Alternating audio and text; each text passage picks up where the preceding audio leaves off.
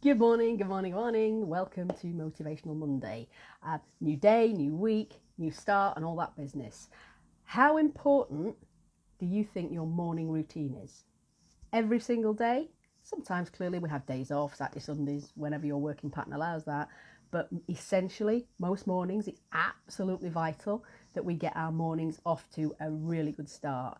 If we don't, it tends to filter through and trickle into the rest of the day, and it sets us off on the wrong foot entirely, and anything and everything that can go wrong seems to go wrong. Yeah, so for instance, you're late for work, you get up late, or you miss the bus or the train or whatever. Forward planning, as with most things in life, is quite vital, especially if you're working and or got a career, if you've got pets to look after and kids, and throw everything into the mix that you have to do on any given day. The way we start our day is the foundation of the way the rest of the day goes, if that makes any sense. So just very quickly for Motivational Monday, 7 morning habits to make sure that you kickstart your routine positively. Stuff's going to happen after that might throw you a curveball, but if you get off on an equal footing, you're more likely to have a successful day. So 7 morning habits to change your life. The first 10 minutes or so, I should say, after you wake up is vital.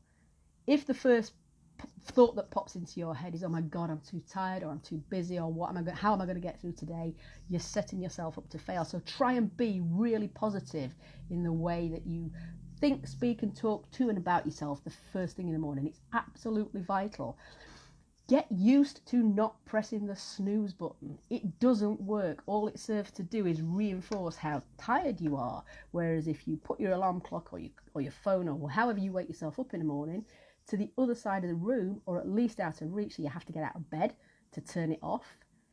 And once you're up, stay up. Massive bonus. Do some stretching. Stretch and relieve the tensions and the cramps of the night before, the knots in your muscles. Just sort of swing your arms around, etc. And all this I might be teaching some people how to suck eggs, and for that I apologise. But when you combine all of what I'm going to say together, you give yourself the best absolute chance of getting off to a flying start each and every day.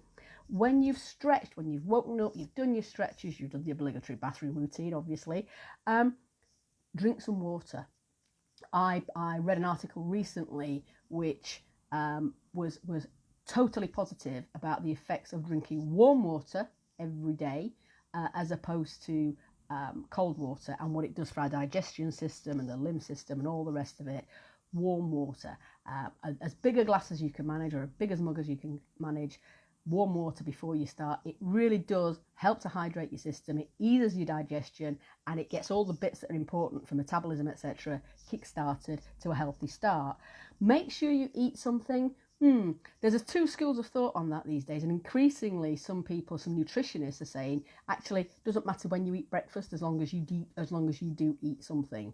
And again, I'm not one to tell you if you don't eat breakfast, you must start doing it, because actually scientifically it's proven that whatever time you eat your first meal of the day, it triggers the exact same chemical reaction in your gut in terms of your microbiome and keeping you healthy. But make sure you do eat. Yeah, that sounds a contradiction in terms, but you're talking to somebody who, even in my advanced years, periodically has to be reminded that I need to eat something today. So, hashtag not perfect. Music. If you're feeling miserable when you get out of bed, if you haven't got one already, make yourself a power playlist. Sign up to Spotify for the free service, and you can get all your favourite tunes in one playlist and actually call it your power playlist and bang it on. The number of people that I've worked with, that small trick alone, if you like, instead of listening to fear-driven and boring news programmes that is nothing but doom and gloom, don't put the radio on or the TV. Get your power play on while you're in the shower, and I guarantee you it lifts your mood. Even if you are feeling miserable, it lifts your mood. Don't switch your phone on in a morning. If you're like me and you need to and or have a tendency to answer messages and phone calls and emails because of what you do, even more so, don't switch it on as soon as you get up.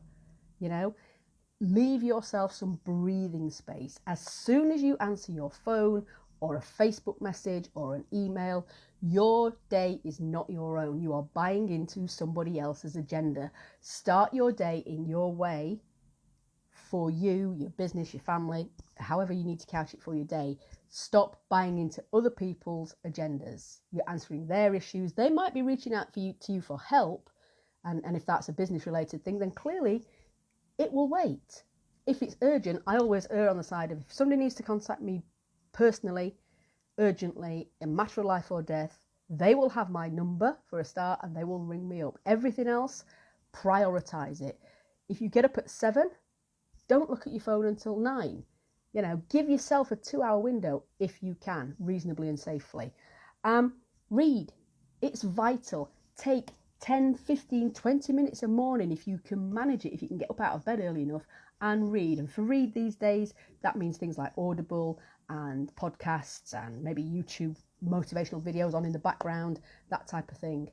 It's vital to our learning, it's vital to our personal growth, and it gives us something else to think about. And more importantly, especially if you're reading something that has a good feel-good factor to it, or it's a nice, really good, juicy novel that you know is going to end happily, it just drops little bits of serotonin into our bloodstream, into our chemical mix, and it helps us to hack into our happy chemicals. It's vital that we hack our happy chemicals first thing on a Monday. And I think every day, to be fair, but for me, Monday, as most people have spent all weekend going, oh God, it'll soon be time to go back to work on a Monday, or soon be time to do the school run again on a Monday, etc., etc. Don't. Concentrate on a sterling, busy routine that's manageable and productive for you. So, alarm clock out on the other side of the room if you can manage it. Don't press the snooze button. Stretch. It's vitally important that you stretch and give yourself a bit of flexibility. Drink warm water. Don't answer emails or texts or phone calls. Clearly, if it's a phone call at ridiculous o'clock, it might well be very, very important. So that would actually be an exception to the rule. Read. Do something for you every single day. Make sure you stay hydrated. Make sure if you eat breakfast normally, you eat it, because you'll have a hunger dip if you don't. There are lots more things you can do, guys, in a morning for you to help you to set up your day in a perfect way. Get that power play list made. Tell me what your top 3 tunes would be on the power playlist. Mine would be, off the top of my head, Only the Strong Survive, Billy Paul. This Is Me from the soundtrack The Greatest Showman, and It's Raining Men by the Heavy Weather Girls, just because they all get me going of a day when I'm feeling fed up, down, miserable, and really don't want to make a start, especially on a damp, rainy day like today here in Yorkshire. I have to fly, shed load of things to do, have a fabulous day, get motivated in a way that makes you feel happier. Try the above if that's what floats your boat. If not, do something of a similar type that actually does fit in with who you are and what you actually like to do. Yeah? Have a fab Monday. See you tomorrow. Bye-bye.